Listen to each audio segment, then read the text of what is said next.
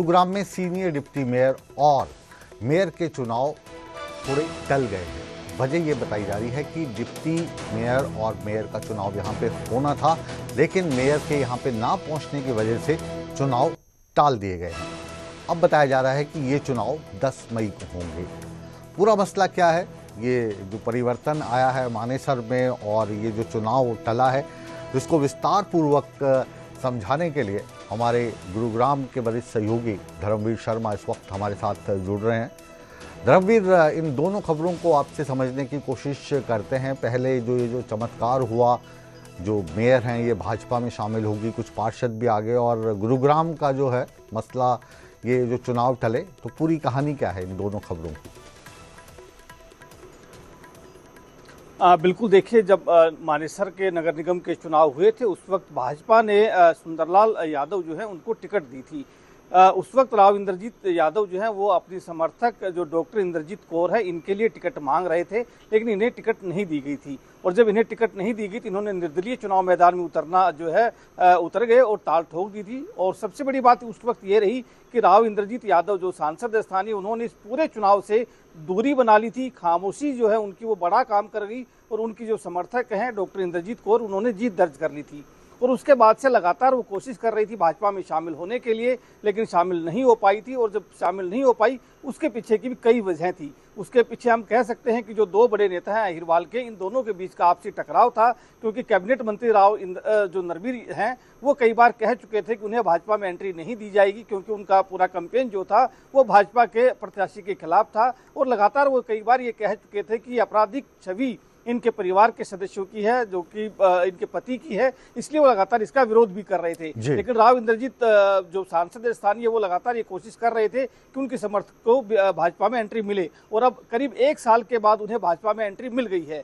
दूसरी तरफ अगर हम देखें तो आज जो गुरुग्राम में सीनियर डिप्टी मेयर और डिप्टी मेयर का जो चुनाव होना था वो टाल दिया गया है, क्योंकि उसमें हम कह सकते हैं कि ये कहा गया कि जो मेयर हैं गुरुग्राम की, राजरानी मल्होत्रा, उनकी अध्यक्षता में चुनाव होना था, लेकिन आज उनकी तबीयत अचानक से बिगड़ गई। लेकिन राजनीतिक गलियारों में इस बात की चर्चा है कि इन दोनों जो नेता हैं ये अपने अपने समर्थकों को यहाँ पर सीनियर डिप्टी मेयर और डिप्टी मेयर की कुर्सी पर बैठाना चाहते थे। आपसी सहमति बनी नहीं। संगठन की मौजूदगी में संगठन की तरफ से भी कई नाम सामने आए, तो हम कह सकते हैं कि त्रिकोणीय एक तरह से हो गया था। संगठन किसी और को चाहता था, राव इंद्रजीत सिंह जो सांसद है वो किसी और को चाहते थे, कैबिनेट मंत्री राव नरवीर हैं वो किसी और को चाहते थे, और ये जो आपसी तालमेल ना होने की वजह से इस चुनाव को टाल दिया गया है। हालांकि हाईकोर्ट के आदेश के ऊपर ये चुनाव होना था, लेकिन अब फिर से चुनाव टल गया है, और कहा जा रहा है कि अगले महीने यानी कि मई में इस चुनाव को संपन्न कर लिया जाएगा। तो कोशिश अब भाजपा नेता यही कर रहे हैं कि दोनों नेता जो आपस में मिल बैठ करके इस बात को तय करें कि किसको बनाना है, किसको नहीं बनाना है, और संगठन अपनी तरफ से संगठन भी कोशिश कर रहा है। तो कई सारे नाम जो है चर्चाओं में थे। ये जो दोनों राव साहब हैं हमारे, राव इंद्रजीत सिंह जी और राव नरवीर जी, तो इनके बीच की जो राजनीति है वो किसी से छुपी नहीं है। दोनों भारतीय जनता पार्टी के बहुत ही बड़े कद वाले नेता हैं, और इनके चलते ये जो पूरा मसला है, कि आपको लगता है जो 10 तारीख की तारीख मुकर्रर की गई है इसमें ये हल हो जाएगा? देखिए, आधिकारिक तौर पर पूरी तरह से अभी ये तय नहीं हुआ है कि 10 तारीख को ही होगा, लेकिन चर्चाएं जरूर हैं कि 10 मई को चुनाव हो सकता है। और जाहिर सी बात है कि अब कहीं ना कहीं सहमति बनाने की कोशिश जो है वो की जाएगी, संगठन के तौर के ऊपर भी और आपसी नेताओं में भी, क्योंकि दोनों ही नेता अपने अपने पार्षदों को इस कुर्सी पर बैठाना चाहते हैं। तो देखना होगा कैसे इस तरह अब होता है, क्योंकि जब हमने मानेसर में देखा था तो मानेसर में जो सीनियर डिप्टी मेयर और डिप्टी मेयर की कुर्सी है वो राव नरवीर के समर्थकों को मिली थी। उस पूरे चुनाव में राव इंद्रजीत सिंह ने कोई भी भूमिका नहीं निभाई थी, उन्होंने दूरी बनाई थी। लेकिन गुरुग्राम के जो नगर निगम में सीनियर डिप्टी मेयर और डिप्टी मेयर की कुर्सी है, उसमें राव इंद्रजीत सिंह चाहते हैं कि उनके किसी चहेते को ही उस कुर्सी के ऊपर विराजमान किया जाए। तो जाहिर सी बात है कि आपसी खींचतान का नतीजा है कि 2 बार अनाउंसमेंट होने के बावजूद भी दोनों बार ही चुनाव इन दोनों पोस्ट के लिए नहीं हुआ है। अब एक बार फिर से इस चुनाव को टाल दिया गया है। तो कल हालांकि राव इंद्रजीत सिंह यादव ने रेवाड़ी में कह भी दिया था कि अभी वो इस चीज़ के लिए तैयार नहीं है, और आज हमने देखा किस तरह से नाटकीय अंदाज में इस चुनाव को कैंसिल कर दिया गया, और ये कहा गया कि जो राजरानी मल्होत्रा जो मेयर हैं गुरुग्राम की, उनकी तबीयत ठीक नहीं है। अब आने वाली तारीख देखना होगा। आप मेयर साहिबा की जो तबीयत है उसका भी हालचाल जानते रहिए, और उनकी तबीयत के हालचाल के साथ साथ जो गुरुग्राम की राजनीति चल रही है उसको भी आप काफ़ी रोचक ढंग से देख रहे होंगे। तो अपडेट देते रहिए न्यूज़ 18 पंजाब, हरियाणा, हिमाचल पे। बहुत बहुत शुक्रिया धर्मवीर आपका हमारे साथ जुड़ने के लिए। और अब न्यूज़ 18 पंजाब हरियाणा के इस हरियाणा हिमाचल प्राइम बुलेटिन में हम बात करने जा रहे हैं हिमाचल प्रदेश की। हिमाचल प्रदेश में आज कांग्रेस के बड़े नेता, उनके अध्यक्ष राहुल गांधी पहुंचे हैं। कांगड़ा के गग्गल हाल एयरपोर्ट पे उनको रिसीव करने के लिए हिमाचल प्रदेश के मुख्यमंत्री पहुंचे। उप मुख्यमंत्री मुकेश अग्निहोत्री भी वहां पर मौजूद थे और वहां से राहुल गांधी सीधा उस कैंप की ओर चल पड़े जहां पर ट्रेनिंग दी जानी है। जी हाँ, हिमाचल प्रदेश, पंजाब और जम्मू कश्मीर के जो नए ज़िला अध्यक्ष चुने गए हैं, इनको ये ट्रेनिंग दी जाएगी। पूरा जो अपडेट है वो देने के लिए इस वक्त हमारे साथ हिमाचल प्रदेश के मुख्यमंत्री सुखविंदर सिंह सुक्खू के मीडिया के ओएसडी शामिल हैं, मुख्य प्रवक्ता भी हैं हिमाचल प्रदेश के। उनसे जानते हैं कि इस वक्त वहां पर क्या चल रहा है। नरेश चौहान जी, बहुत बहुत स्वागत है आपका न्यूज़ 18 पंजाब हरियाणा हिमाचल पर। थोड़ी जानकारी दीजिए, क्या गुरु मंत्र दे रहे हैं राहुल गांधी जी, और मुख्यमंत्री भी वहां पर हैं, उप मुख्यमंत्री भी वहां पर हैं, तो थोड़ा विस्तार से बताइए हमें।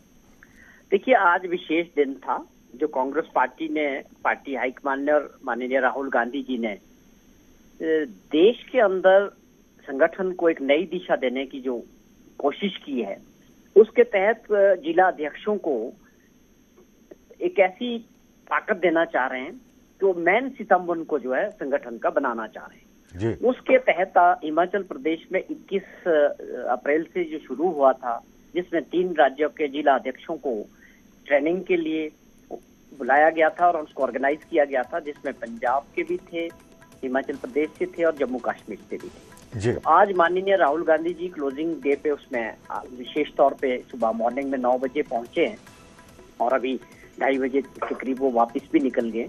तो ये हमारे लिए बहुत एक अच्छा एक्सपीरियंस रहा कि जो पार्टी की सोच है कि संगठन को, जैसे आप सब समझते हैं, जो ढांचा है प्रदेश कांग्रेस कमेटी से शुरू होता है और बीच में डिस्ट्रिक्ट कांग्रेस कमेटीज होती है और उसके बाद ब्लॉक कांग्रेस कमेटीज होती है।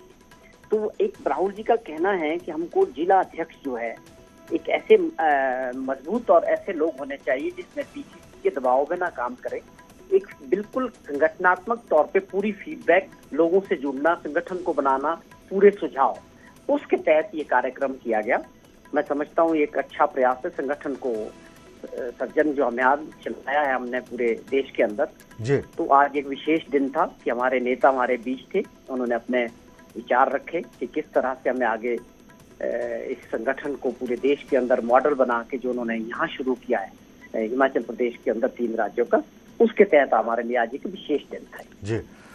बहुत बहुत शुभकामनाएं और बहुत बहुत शुक्रिया, आप न्यूज़ 18 पंजाब हरियाणा हिमाचल के साथ इस हरियाणा हिमाचल के प्राइम टाइम बुलेटिन में जुड़े। फिर आपसे मुलाकात होगी और बात होगी, और इसी खबर का विश्लेषण करने के लिए हमारे हिमाचल प्रदेश न्यूज़ 18 के ब्यूरो चीफ रणवीर इस वक्त हमारे साथ शिमला से जुड़े हैं।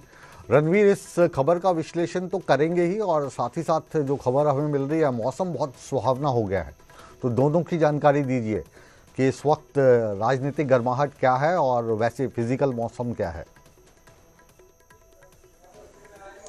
जी हाँ, देखिए, सियासी पारा तो आप जानते हैं कि किस तरह से यहाँ पर नगर निकाय और पंचायत के जो चुनाव चल रहे हैं उससे पारा जो है काफ़ी बढ़ा हुआ है, लेकिन मौसम का मिजाज जो है थोड़ा ठंडा है और तापमान बेहद कम है सब जगहों में। शिमला की बात करें तो अभी घनघोर बारिश जो है बाहर हो रही है, जो ऊपरी शिमला का इलाका है वहाँ पर ओलावृष्टि हो रही है।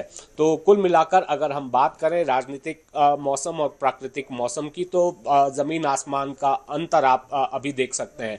लेकिन जिस तरह से राहुल गांधी का जो ये दौरा है, उसे सीधे तौर पर तो अभी ये मानकर चला जा रहा है कि कांग्रेस जिस तरह से पूरे देश में जिस तरह की कांग्रेस की स्थिति है, उसमें सुधार के लिए और संगठन के स्तर पर मजबूती किस तरह से संगठन को देनी है, उस दृष्टि से राहुल गांधी का ये दौरा है। और अलग अलग राज्यों में भी राहुल गांधी गए हैं और यहाँ पर कांग्रेस की तरफ से जो खाका तैयार किया गया है, जो संगठन सृजन अभियान है, उसके तहत एक 5 टियर सिस्टम बनाया गया है। जिस तरह से भाजपा में हमने देखा कि पन्ना प्रमुख अहम हो जाता है, तो यहाँ पर कांग्रेस भी उसी रणनीति पर आगे बढ़ती हुई दिख रही है। लेकिन यहाँ पर जवाबदेही और जिम्मेदारी यहाँ पर तय की गई है कि जो ब्लॉक अध्यक्ष होगा उसके नीचे जो मंडल अध्यक्ष होगा या फिर पंचायत का अध्यक्ष होगा या बूथ का अध्यक्ष होगा, उनकी हर 3 महीने बाद समीक्षा की जाएगी। जो कार्य उन्हें सौंपे जाएंगे संगठन को मजबूत करने के लिए, तो उन्हें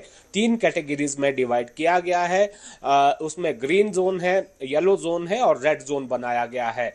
तो इसमें जो रेड जोन में आएगा उसे संगठन से बाहर किया जाएगा और जो ग्रीन जोन है उसे प्रमोशन दी जाएगी और जो येलो जोन है उसे सुधार करने का मौका दिया जाएगा। एक बड़ी अपडेट इसके साथ ये जुड़ी हुई है कि हिमाचल में वैसे तो कांग्रेस का ये कार्यक्रम पहले से तय था, लेकिन जिस तरह से अब नगर निकाय और पंचायत चुनाव जो है यहाँ पर घोषित हुए हैं, कोड ऑफ कंडक्ट लग गया है, उससे एक संगठन की दृष्टि से एक संदेश कार्यकर्ताओं के बीच ये भी गया है कि राहुल गांधी यहाँ पर पहुंचे हैं तो जाहिर सी बात है कि इन पर भी हल्की फुल्की चर्चा जो है जरूर हुई होगी।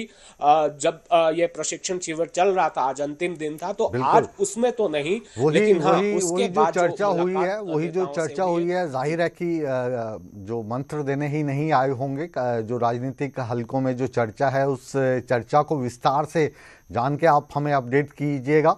बहरहाल आप मौसम का लुत्फ उठाएं। हम सोच रहे थे कि अच्छे अच्छे विजुअल हमें देखने को मिलेंगे, लेकिन बारिश ने आपको भी कमरे के अंदर भेज दिया। बहुत बहुत शुक्रिया रणवीर। अब रणवीर जो बात कर रहे थे वो रेड जोन की कर रहे थे। रेड जोन यानी खतरे वाला या जिस पे ज़्यादा ध्यान दिया जाना है। तो अब हम जो न्यूज़ 18 का ये बुलेटिन है, बात हरियाणा की एक बार फिर करेंगे और उस वक्त की करेंगे जब हरियाणा के मुख्यमंत्री भूपेंद्र सिंह हुड्डा हुआ करते थे। ये बात 2013 की है। 2013 में कुछ प्लॉट ऐसे बांटे गए जिनको लेकर आज सीबीआई ने उनके ऊपर चार्जशीट दाखिल कर दी है। ये जो प्लॉट हैं, इन प्लॉट्स का जो कीमत थी वो लगभग 30 करोड़ रुपए थी उस वक्त, जिनको महज 7 करोड़ रुपए में दे दिया गया। अब ये जो प्लॉट दिए गए ये सरकार के द्वारा दिए गए। उस वक्त मुख्यमंत्री भूपेंद्र सिंह हुड्डा थे और साथ ही साथ जो हुड्डा हैं, हरियाणा की जो संस्था, उस के अध्यक्ष भी भूपेंद्र सिंह हुड्डा ही थे। तो आज चार्जशीट दाखिल हो गई है। इसमें एक आईएएस ऑफिसर का नाम भी शामिल है और 7 अन्य लोग भी शामिल हैं। पूरा का पूरा जो मामला है, सीबीआई ने इसकी औपचारिक तौर से जांच की अनुमति मांगी थी, जिसे सरकार ने दे दी थी। तो भूपेंद्र सिंह हुड्डा की मुश्किलात अब बढ़ सकती हैं आने वाले समय में, ऐसे कयास लगाए जा रहे हैं। 14 ये टोटल प्लॉट्स हैं जिनका आवंटन किया गया था। आरोप ये लग रहा है कि 2013 में भूपेंद्र सिंह हुड्डा ने उन्हीं लोगों को ये प्लॉट दिए जो उनके बहुत करीबी थे या राजनीतिक तौर पर जो उनके जानने वाले थे। हरियाणा अर्बन डेवलपमेंट अथॉरिटी यानी हुड्डा के चेयरमैन रहते हुए ये काम उन्होंने किया। तो जो मुख्य साजिश करता है वो भी भूपेंद्र सिंह हुड्डा को ही माना जा रहा है। पूरा मसला एक बार समझने की कोशिश करते हैं हमारे न्यूज़ 18 हरियाणा के ब्यूरो चीफ अंकित दुदानी से। अंकित, क्या ये मसला है और काफ़ी सालों से चला आ रहा है, 2013 से अब 2026 हो गई है, तो ये जो चार्जशीट है ये क्या रंग ला सकती है? बिल्कुल, 2013 से ये मामला चला है और 14 औद्योगिक प्लांट थे। ये 14 इंडस्ट्रियल प्लॉट की अगर बात करें तो 14 औद्योगिक प्लॉट थे और जो भूपेंद्र सिंह हुड्डा उस समय मुख्यमंत्री थे तो उन्होंने अपने चहेतों को ये प्लॉट बांट दिए थे, ऐसा इनके ऊपर आरोप है। और उसके बाद जब भारतीय जनता पार्टी की सरकार आई 2014 के अंदर, तो उसके बाद सीबीआई ने ये मामला लिया और अब कहीं ना कहीं मुश्किलें भूपेंद्र सिंह हुड्डा की बढ़ सकती हैं, क्योंकि सीबीआई ने चार्जशीट दाखिल कर दी है और चार्जशीट दाखिल कर दी है तो अब ट्रायल चलेगा और उसके बाद अब क्या निकल करके सामने आता है। लेकिन ऐसा नहीं है कि कोई पहला केस भूपेंद्र सिंह हुड्डा के ऊपर है। इससे पहले भी एजेएल प्लॉट की बात करें तो एजेएल प्लॉट का मामला था।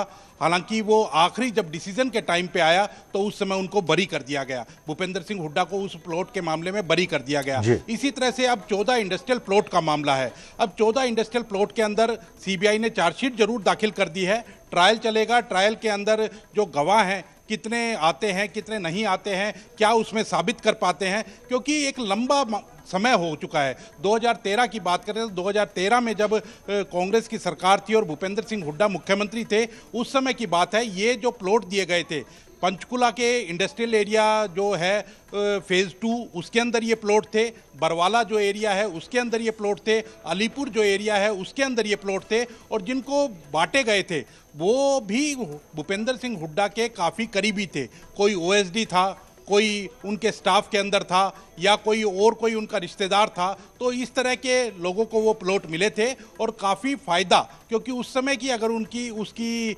वैल्यू आंकी जाए तो 30 करोड़ के रुपए के आसपास उसकी वैल्यू थी, लेकिन वो काफ़ी कम दामों के अंदर वो प्लॉट आवंटित कर दिए गए थे। तो बाद में भारतीय जनता पार्टी ने इस मामले को खूब उठाया था, और सीबीआई में जब मामला गया तो उसके बाद से लगातार जांच चली है, और अब जब सरकार ने परमिशन दे दी है तो उसके बाद अब चार्जशीट सीबीआई ने दाखिल कर दी है, और अब आगे जो है ये मामला चलेगा, ट्रायल होगा, और उसमें गवाह कितनी मजबूती से गवाही देंगे उसके ऊपर निर्भर करेगा कि भूपेंद्र सिंह हुड्डा की मुश्किलें बढ़ेंगी या घटेंगी। जी बहुत बहुत शुक्रिया हमें विस्तार से इस विषय पर जानकारी देने के लिए, और आप नज़र बना के रखें और जो इसमें इनपुट आते हैं वो भी हमारे दर्शकों तक साझा करते रहें। बहुत बहुत शुक्रिया अंकित आपका। और अब एक बार फिर हरियाणा के बाद आपको लिए चलते हैं हिमाचल प्रदेश। शिमला में मंदिर अधिग्रहण को लेकर विश्व हिंदू परिषद ने आज एक प्रेस कॉन्फ्रेंस की। इस प्रेस कॉन्फ्रेंस में विश्व हिंदू परिषद के केंद्रीय संगठन के महामंत्री ने प्रदेश सरकार पर गंभीर आरोप लगाए हैं। उन्होंने कहा है कि राज्य में हिंदू मंदिरों के साथ पक्षपात किया जा रहा है, साथ ही मंदिरों का संचालन सरकार या न्यायालय के हाथ में ना होकर हिंदू समाज के हाथ में होना चाहिए, क्योंकि हिंदू समाज के मंदिरों में जो चढ़ावा चढ़ता है वो ठीक तरीके से हिंदू समाज की तरक्की में नहीं लगाया जा रहा है। सरकार उसको अलग अलग जगह डाइवर्ट कर देती है। मांग करते हैं कि ऐसा एक योग्य कानून हिमाचल में लाया जाए कि जिस कारण से हिंदू मंदिर यह हिंदू समाज के हाथ में सौंपे जा सके। दूसरी बात यानी यह देवभूमि, पूर्ण भारत इसको जानता है कि यह देवभूमि है। हिमाचल प्रदेश इसी नाम से सब लोग इसको जानते हैं, किंतु यहाँ पर हिंदू समाज को लक्षित करके 2-3 बातें हो रही है। एक यानी हिंदुओं के मतांतरण का, धर्मांतरण का, ये एक बहुत बड़ा प्रयास यहाँ चल रहा है। मुस्लिम समुदाय का एक वर्ग हिंदू लड़कियों को टारगेट कर रहा है लव जिहाद के माध्यम से। अभी भी हम जानते कि यह विषय TCS टाटा कंसल्टेंसी का जो नासिक महाराष्ट्र का ऑफिस है वहाँ पर भी ये बातें हमने देखी, और अनेक जगह पे वर्क स्पेसेस में भी कॉरपोरेशंस के यह दिखाई दे रही है। तो यह एक पूर्ण देश भर में चलने वाला खतरा है कि जो हिमाचल में भी अनेक जिलों में अभी घटित हुए दिख रहा है। और इसलिए दूसरी बात यानी ईसाई मिशनरियों द्वारा प्रत्यक्ष हिंदू समाज को लक्षित करके प्रलोभन है, बाद में वैसे ही हम कहेंगे तो झूठ का सहारा है, या ऐसे सारी बातें करते हुए हिंदुओं को मतांतरित यहाँ पर किया जा रहा है। ये दोनों भी बातें भारत के संविधान के अनुसार यह गैर कानूनी, असंवैधानिक है।